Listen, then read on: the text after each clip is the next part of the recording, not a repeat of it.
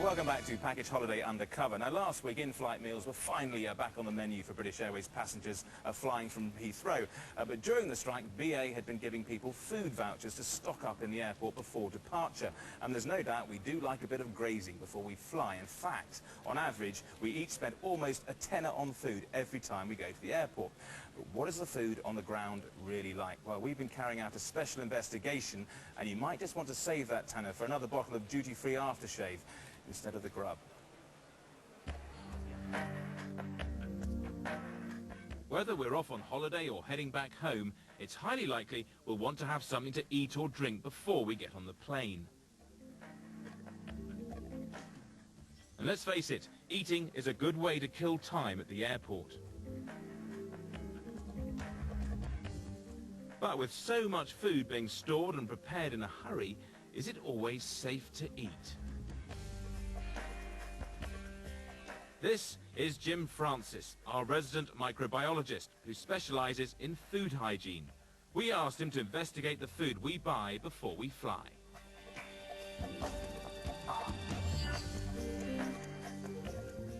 The key factor with food bought in airports is you eat it, then you jump on a plane and fly off. You get to your destination, you feel a bit dodgy and you put it down to travel sickness or whatever, and maybe it's 24 hours later you feel really unwell. You never think about the food you've eaten in the airport. You immediately blame the hotel or you blame the food that you've eaten on the plane, when there's a really good chance it could be stuff you've eaten in the airport before you even got on the plane. We're sending Jim to collect food samples from cafes and takeaways in 3 of Britain's busiest airports: Heathrow, Stansted and Manchester. Of course, we can't tell them what we're doing, so we have to film undercover.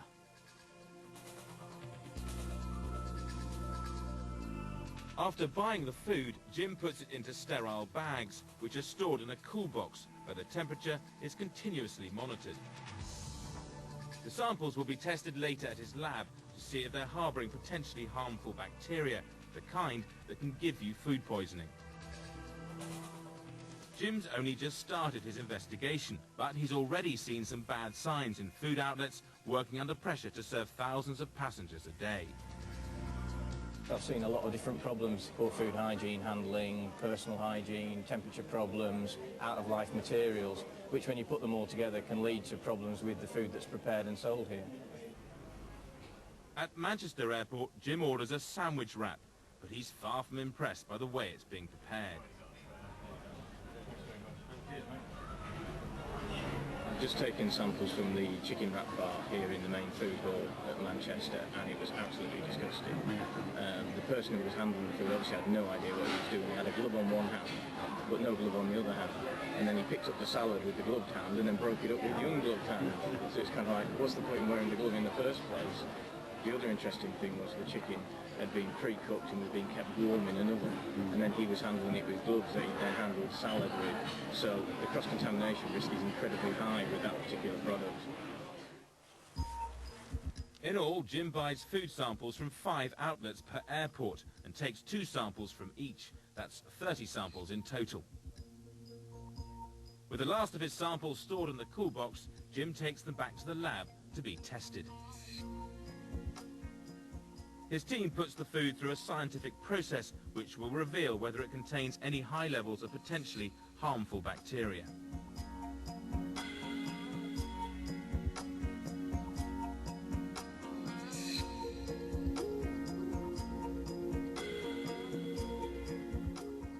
Overall, just over half of Jim's samples from British airports failed to meet food safety guidelines.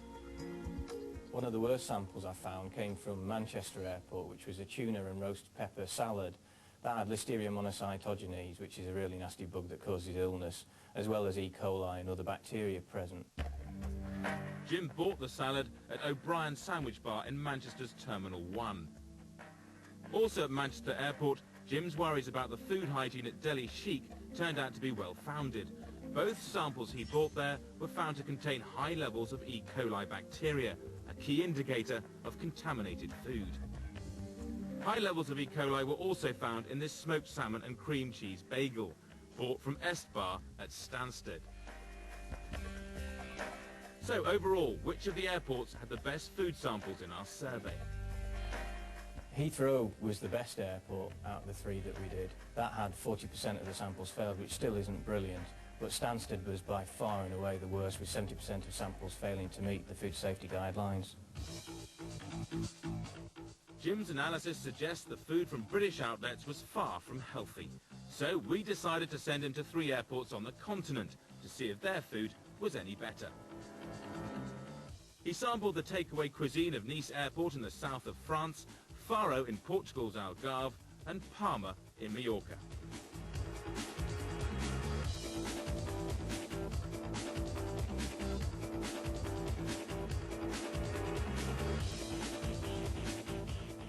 At a cafe in Palma, Jim's expert eye has spotted potential problems with the way sandwiches are being stored.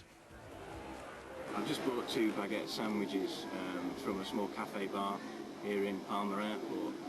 The interesting thing with these is they both contain cooked meats, and one of them contains salads as well, and they're being displayed unchilled in basically just a glass display case with no chilling facilities on at all.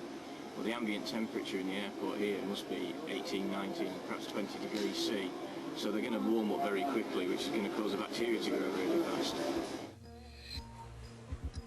As Jim packs away the last of the snacks, his food hygiene holiday is over. The samples from abroad are now being tested back in the lab to see if they're any more wholesome than the British ones.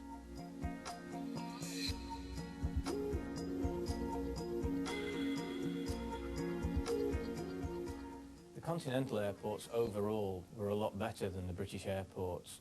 We sampled at Nice Airport, which was the best out of the 3 continental airports, which only had 1 sample fail.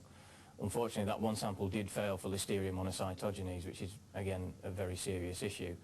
The worst airport was Faro Airport out of the continentals, and that had 50% of the samples fail.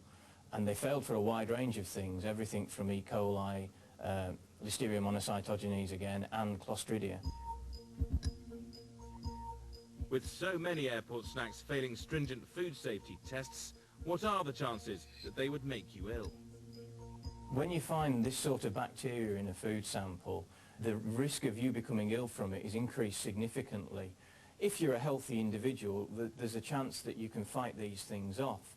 But when you find this sort of bacteria there, the nasty disease-causing, the pathogenic bacteria, it increases the risk of even healthy people becoming ill. And in the worst case scenario, if you're a young child or an old person, it increases the risk significantly. And in some cases, you could be hospitalised with the illness that this sort of thing causes. Well, all the airports we went to say they have very thorough hygiene procedures. BAA, who run Heathrow and Stansted, say they're disappointed by our findings and have told us they use an independent lab which has never found harmful bacteria. Palma Airport say their food complies with local regulations. And Nice Airport, where we found a sandwich with traces of Listeria, say their own tests have never shown a problem, an audit test they ran just last week. And the company that runs O'Brien's, where we found the same thing in a salad, and Deli Chick, where they seem to be 1 glove short, say they're reviewing procedures. While SBAA Est in Stansted, where we found E. coli in a bagel, say they're extremely concerned and are investigating. Now, someone who didn't have trouble at the airport, or even while he was away, is Glenn Ogden, who's written in. There he is on a beach in Bulgaria. Now, his problems didn't start until he got home and got his phone bill. Now, like most of us, Glenn took his mobile with him, but his calls had cost over £80. Now, even somewhere like Spain can cost you a fortune. In the UK, making a pay-as-you-go call on a standard tariff can cost 5p a minute. In Spain, that can rocket to £1.20 a minute if you're on Orange. What really wound Glenn up was, like a lot of people, he didn't realise he got billed for incoming calls too. Basically, every time someone rings you while you're abroad, there's a charge. And in his case, it was over £1 a minute. And on his pay-as-you-go on O2, for instance, receiving a call on the Costas is more expensive than making one. It costs £1.49 a minute. So unless you're exceptionally unpopular, taking a phone on holiday could be an expensive business. Our advice, buy a prepaid calling card when you get there. And if you really can't bear to be parted from your phone, contact your network before you go to see if they've got any special deals. And our phone line is very reasonable, just 10p a minute. So if you've had a problem on your holidays, then give us a ring. The number's on screen throughout the programme. Or you can send us a text, just send the word holiday, then your name and message to 800 88. Now, coming up, we'll be turning our attention to winter holidays and the dangers you can encounter on the slopes. The consultant told me, you've broken your neck, you'll never walk again, you're likely to need a carer for the rest of your life.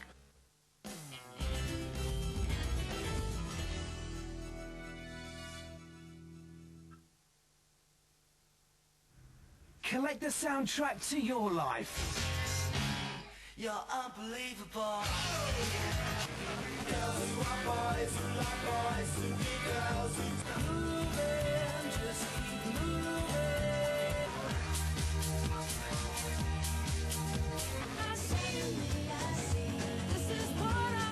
Get broadband from BT from only £17.99 with 6 free downloads from iTunes.